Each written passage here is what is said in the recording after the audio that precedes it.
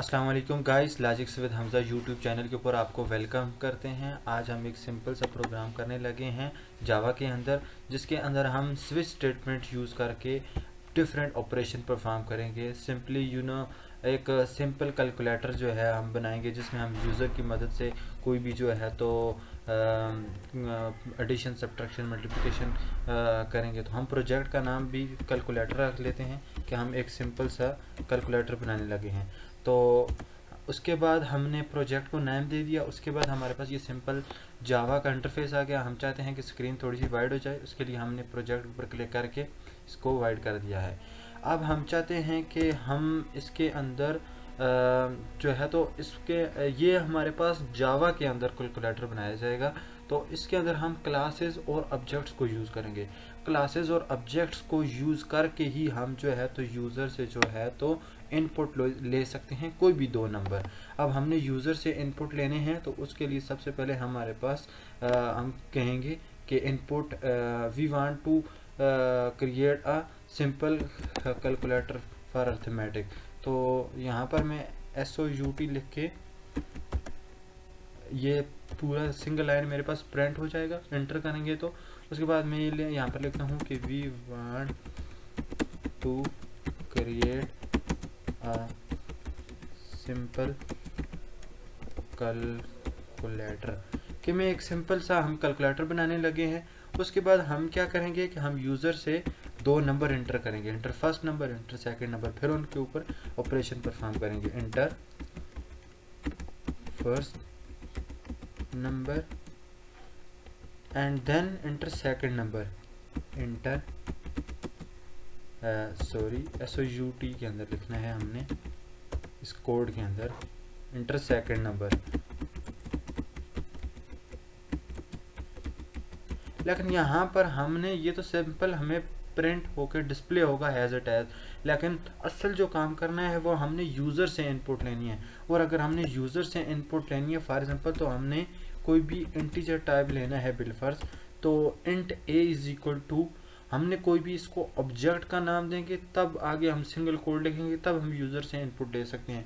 तो उसके लिए हमने जावा के अंदर हमने क्लास को इंपोर्ट करना है, फिर नीचे ऑब्जेक्ट लिखना है, तब ये हो सकता है। तो उसके लिए हमने क्या करना है, इंपोर्ट करना है। क्या, जावा के अंदर एक हमने क्लास लिखनी है। यूटिल हमें जो है तो एक तरह से हमारी मदद करता है। कोई भी हम जब क्लास लिखते हैं, अब जिस तरह के स्कैनर एक क्लास है, तो मैं आपको बताता चलूँ कि आपने स्कैनर लिखते हुए यहाँ पर आपको सामने नज़र भी आ गया हो, एस जो है ब्लू कलर में आ गया, बाकी स्कैनर तो बाकी नदर कलर है हाइट। तो स्कैनर जो लिखना है आपने एस जो है कैपिटल में लिखना है। लेकिन यहाँ पर सिर्फ जावा क्लास अभी इंपोर्ट कम्प्लीटली नहीं हुई, सिर्फ लिखी गई है क्लास, एक सिंगल लाइन कोड लिखा गया है। आपको इसको कोड के सेंस में समझने की कोशिश करें। तो एक्चुअली हमने असल में यहाँ पर नीचे प्रोग्राम के मेथड के अंदर, मेथड हम फंक्शन को कहते हैं, ये मेथड है। तो इसके अंदर हमने अभी ऑब्जेक्ट को जो है तो नहीं, कोई भी ऑब्जेक्ट अभी हमने नहीं यूज़ किया।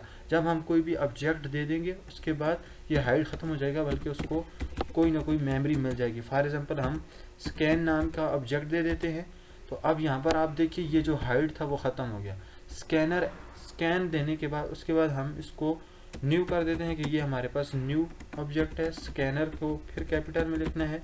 उसके बाद इसके अंदर system.in में भी एस को कैपिटल में लिखना है, क्योंकि जो पिछली वीडियोस में जाएं वहाँ पर मैंने कैमल कन्वेंशंस और पास्कल कन्वेंशंस के बारे में बताया, लेकिन फिर भी यहाँ पर कुछ एरर बता रहे हैं। वो एरर क्या है, वो हमारे पास सेमीकोलंस का एरर है।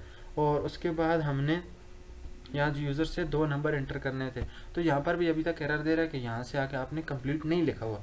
ये एरर कहाँ दे रहा है, ये देखिए रेड लाइंस, और उसके बाद ये यहाँ पर भी नीचे रेड हो गए। तो int a is equal to, इसका मतलब ये है कि आपने जिस नाम से जो ये स्कैन है ये भी अभी हाइड है, बाकी हाइड नहीं है कोई भी। ये कमेंट हाइड है। कमेंट कंपाइलर को जब हम ये कमेंट्स टू लाइन यूज़ करते हैं तो कंपाइलर इसको इग्नोर कर देता है। ये सिर्फ यूज़र या कोई और बंदा अगर आपके सोर्स कोड को देखता है आके, तो उसको उसकी अंडरस्टैंडिंग के लिए हम सिंगल लाइन के कोड्स या मल्टीपल लाइन के कमेंट्स जो हैं तो यूज़ करते हैं। अब यहाँ पर आपने ऑब्जेक्ट को जो ऊपर नाम दिया गया है स्कैन, हमने उसको नाम दे दिया। उसके बाद आपने यहाँ पर लिखना है नेक्स्ट इंट।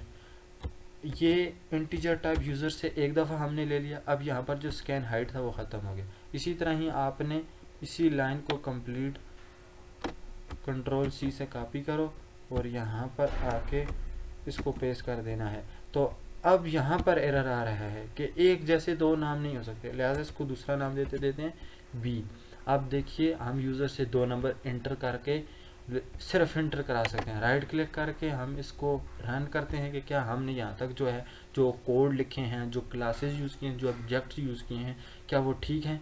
तो अभी मेरा कर्सर यहाँ पर है, तो इस कर्सर को मैं यहाँ पर लेके हम inter first number, for example मैं 12, यस मुझे हो गया है। और इसी तरह हम सेकंड नंबर भी कर सकते हैं, लेकिन अभी सिर्फ नंबर ही इंटर कर सकते हैं। लेकिन हमने कुछ ऑपरेशंस परफॉर्म करने हैं, वो भी स्विच स्टेटमेंट की मदद से। तो स्विच स्टेटमेंट को यूज़ करने के लिए हमने क्या करना है, हम चाहते हैं कि एक ऐसा प्रोग्राम हो जिसके अंदर 3-4 ऑपरेशन परफॉर्म हो। तो उसके लिए हम क्या करेंगे, इंट ऑपरेशन इक्वल टू 4 तक हमारे पास ऑपरेशन हो, किसके अंदर, स्विच के अंदर। स्विच के अंदर क्या हो, ये जो ऊपर 4 ऑपरेशन लिखा गया है वो हो। तो यहाँ पर मैं लिख देता हूँ 4। उसके बाद मैं क्या करूँगा, ये जो ब्रैकेट्स हैं ये पूरी एक तरह से स्विच स्टेटमेंट के अंदर जो इसका सिंटैक्स है उसके लिए यूज़ होती हैं। और उसके बाद इससे पहले हम क्या लिखते हैं, केस 1, यस। अब ये हाइड और एरर ख़त्म हो गया।